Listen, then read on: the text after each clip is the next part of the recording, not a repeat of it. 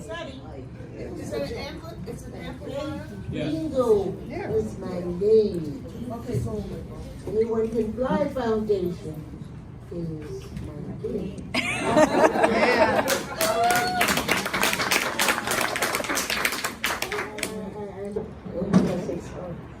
I am so glad to be able to have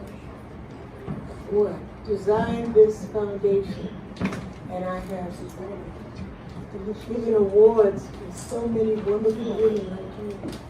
Questa Benberry was the first. she was wonderful. Oh, and she was wonderful. And so are you. Absolutely fabulous.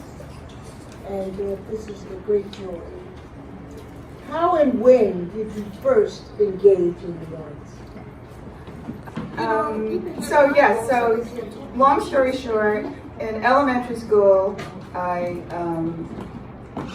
was an artist, and I realized I was a good artist when I made a poster for the Keep Christ in Christmas Queen's Diocese competition. I spelled Christ with a Christmas wreath and a candy cane, but I got an award, and then I got really excited about art, so I never stopped. And then by the time I finished elementary school, at 12 years old, I took my first subway ride by myself to come into Manhattan to take the drawing exam to get into Art and Design High School on 57th Street. And I told my mom, I'm never getting in. You should have seen those kids. They have leather portfolios with strings and zippers. You gave me a manila envelope. To put my drawings in. But of course, she said, you're getting in. But I didn't realize that, as we were doing the drawing exam, that the professor or the teacher who was looking over the drawings didn't care what they came in. He just was looking at the drawing. Anyway, I got in. Yay. That's the beginning of my life in the arts. That's you. What year was that? Oh God, come on, really?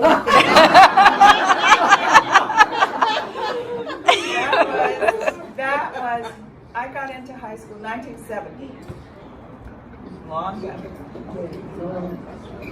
Okay, when did you first realize that African American art was your calling? That was 1974 at Howard University, where I went after art and design, and I took a class with a woman named Trutopia Benjamin, fine historian of African American art, and she knew you, Faith, even in 74. And in the survey of African American art history class that I was taking, she showed a slide of your works that obviously nobody else had. She had it because she'd come to New York to see your art, so I was fortunate. And that painting that I saw on that screen blew me away. Whatever else happened that semester, I don't remember. I only remember seeing that painting of Faith. It's hanging on the wall of the MoMA right now.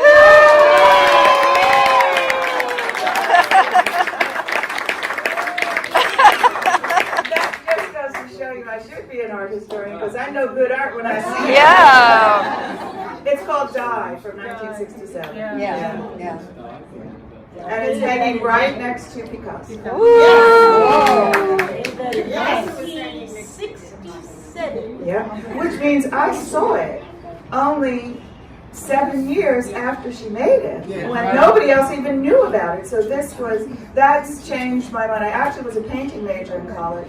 By the time the art historians at Howard got through with me, I was determined to become an art historian because I was just fascinated. Much more interesting to me to learn about artists and art and meet artists and get into their practice and also feed my intellectual side and my writing side that wasn't.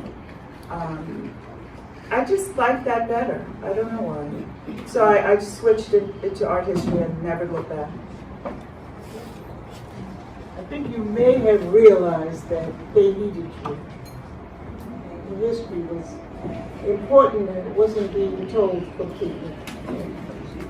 You could do that. Who were your greatest professional influences? Well, Chitobia Benjamin, who I just mentioned. And also, I have a vision of the day that I graduated. I was on a lot of dean's lists, you know, like every semester. And the dean of fine arts at the College of Fine Arts at Howard was on the stage, and she was calling out awards for people.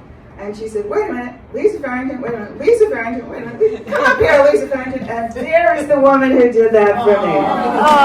Dean Emeritus of Howard University, Amanda Bullock.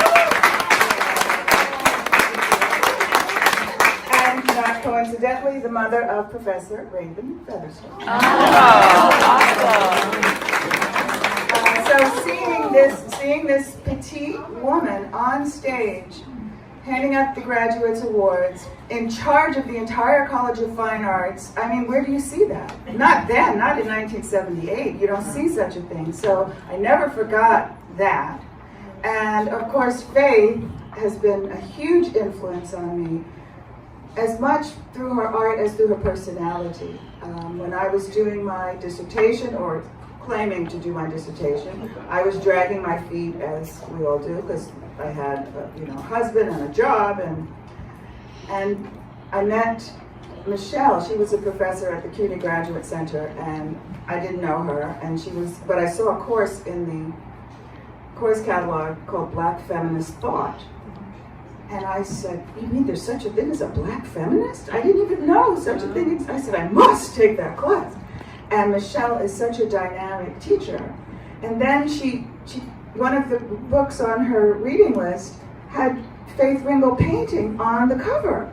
Of course, I was too dumb to know that she was the daughter of Faith Ringgold. I put that together and asked Michele to introduce me, which she did. And then I asked Faith if I could do my dissertation on her, and she said yes. And then I kind of procrastinated for a few months, because, that's what young people do. And then one day my phone rang, and it was Faith.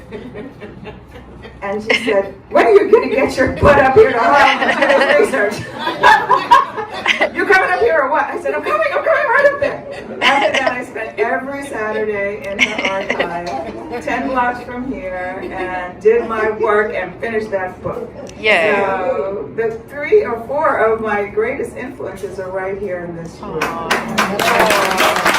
How and why did your book on Black women artists, what's the name? Creating Their Own Image. You've been more than that, though. It's a longer title, but that's the... Yeah. Come to pass. I was teaching African American women artists course for years, and I taught it by cobbling together articles and, interviews and just whatever I could get. And one of the problems with books that are written on African American artists, they hardly include any women. And books written on women artists hardly included any blacks. So there was this whole group of artists that I knew about who were being ignored. And I was saying exactly this at a lecture I gave in Brooklyn at Long Island University, because I gave a lecture on Black women artists. And there were maybe 200 students in the audience, and at the end of the talk, the students asked me, why don't we know about these women? Because the artwork spoke for itself. It was so fantastic, and the history of each woman I spoke about in there. Why aren't they in the books? And I got very cocky, as I sometimes do. And I said, well, very few scholars focus on this topic. I could count them on one hand. And then, if they write a book about it, publishers are too afraid to publish the book because they don't think anybody's going to buy it. So, and shame on those publishers. I think I said something like that. And there was a publisher in the audience. He was an editor at Oxford University Press, and he said, let me see a chapter. And it just took off from there. It was a struggle at first, because the editor-in-chief over him had to be pulled into the conversation. One day, I was having trouble negotiating the contract, just the book contract, because they wanted to have the rights of the book exclusively forever. But they didn't promise to publish it in the contract. So I couldn't sign that, you know. So I changed it. I just took out a red pen and changed it and signed it and sent it back. And the editor-in-chief, who by the way is now my friend for 20 years, but she didn't answer me. She simply sent a messenger with my manuscript to my apartment with a note, "Good luck with your book." Oh. Yes, if I was a weaker person, I would have cried, but I didn't. I wrote her a nice email explaining my point of view. I said, and I didn't acknowledge that I had gotten the messenger package yet. I said, you know, the reason I can't sign this is put yourself in my shoes. If you get fired, I didn't say it that way, but you leave, the next person decides they want to shelf my book for 20 years. I don't have the right to go to another publisher, and my life's work is ruined, destroyed. I said, even you wouldn't sign that contract, would you? I said, but possibly your lawyers at Oxford can come up with some kind of wording that we can both be happy with. And the next day, another messenger showed up with a new contract, with a new wording, and everything went forward. So that's just never take no for an answer. And talk to people like they're human, even if they're not. What was your goal in writing the Oxford Survey on African American art? Yeah. So the books, including that one you just mentioned on African American art, what I noticed about, okay, this is how it started. Most of my colleagues in art history are not African American, and one of them, another very dear colleague who was also a mentor, passed away just a few years ago. Her name was Laurie Adams, and she wrote the 1,000-page McGraw-Hill History of Western Art book. And Laurie, I was her go-to person for African American art. That's fine. And so she called me up and she said, I'm doing another edition of the survey. I need to put some African American people in the survey. Were there any African Americans doing work in the neoclassical era? I said, of course. She said, well, I can't find them anywhere. And I said, well, there's a reason for that. Because every book on African American art, or I would say 99% of them, and there are not that many really, organize the contents, the table of contents, in terms of history and not art. So if you open up the book, it'll say slavery, Civil War, Reconstruction, post-Reconstruction, between the wars, civil rights. You wouldn't even know it was an art book, you know. So that bothered me, and it's also the reason nobody could find any. There's no chapter called neoclassical art or romantic painting or anything like that, or abstract expressionism or pop art. No chapters like that in a book on African American art, which meant that those books, were they really about art? You know, were they about the struggles of the artist? Well, isn't it possible you could do both? You know. So she put the thought in my head by asking that question, that she couldn't find it because she would just, you know, you're scanning 50 books, you're looking through the table of contents, you can't find anything. So that was one problem. The second problem I found with books on African American art was that, again, they were 90% men and very few women in the books. The third problem was that there wasn't enough information on African American architects, photographers throughout the ages,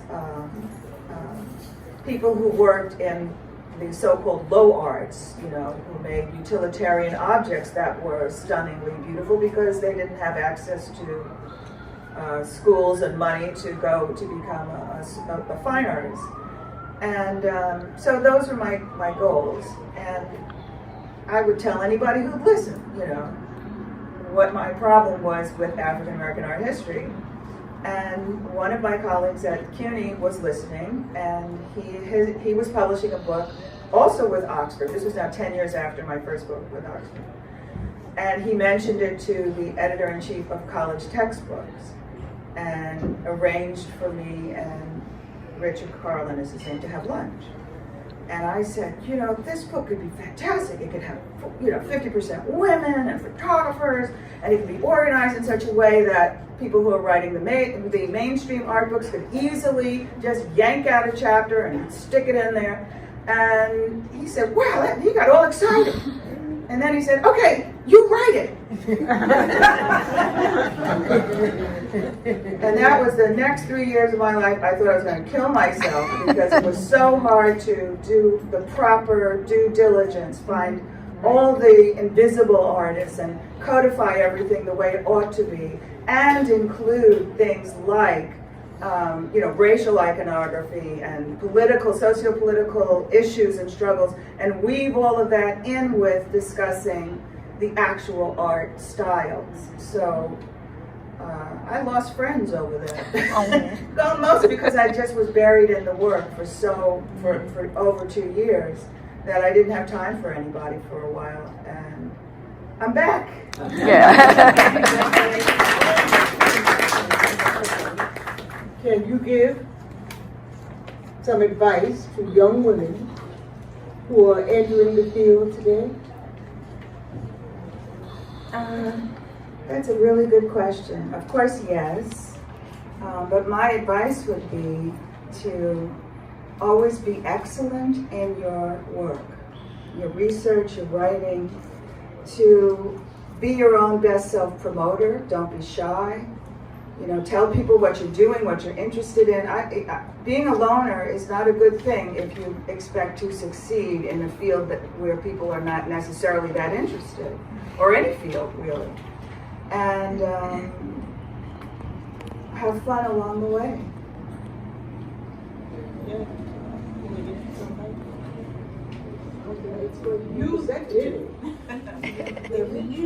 We celebrate your stellar achievements and your having created a groundbreaking body of work that changed the course of art history.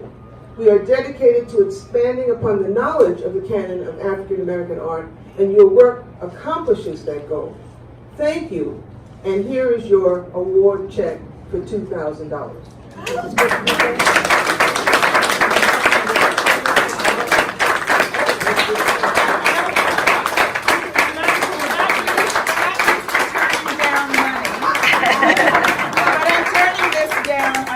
Donate it back.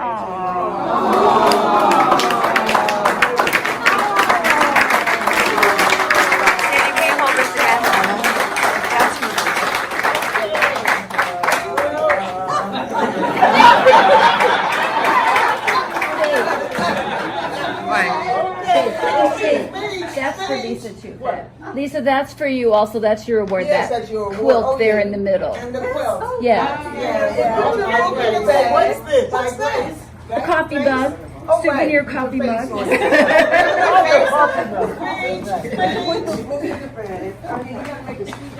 Okay, speech. We can see you know how to do that. Yeah. I'm just lately, the last couple of years, I've been noticing that I've done something because people keep telling me, you know, oh, you've done some things.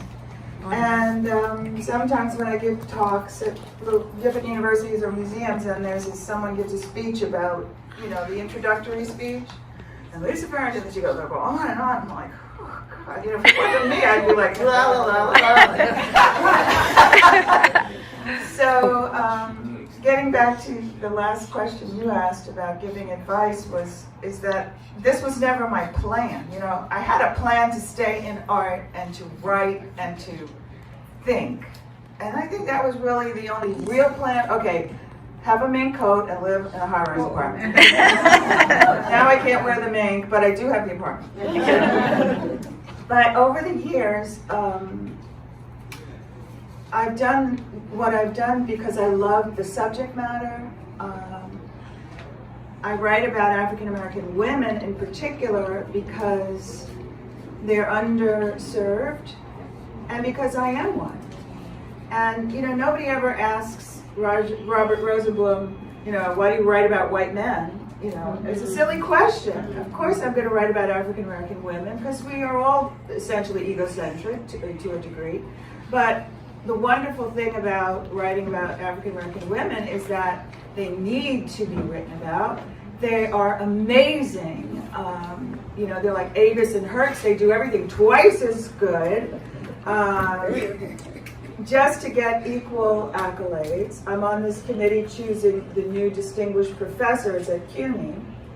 And that's right, behavior shows you CUNY.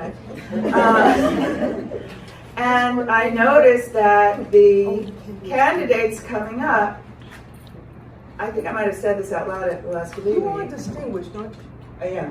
Distinguished professor, that's That's how you get on the committee. But I forgot to mention it. that's all right. But I noticed that the male candidates in our history don't have as many achievements as the female candidates. Wow. And I pointed this out because it didn't seem right. No, you know, not that I don't want the guys to get it, but I know that the women who are achieving are working night and day, twice as hard, not because they want to so much, but they have to. And imagine now you've got to get over the gender problem and the race problem. So you're fighting a really difficult battle when you're doing both of those things at the same time. And so I feel honored to be able to advocate for such an amazing group of people. So I'm lucky. Thank you.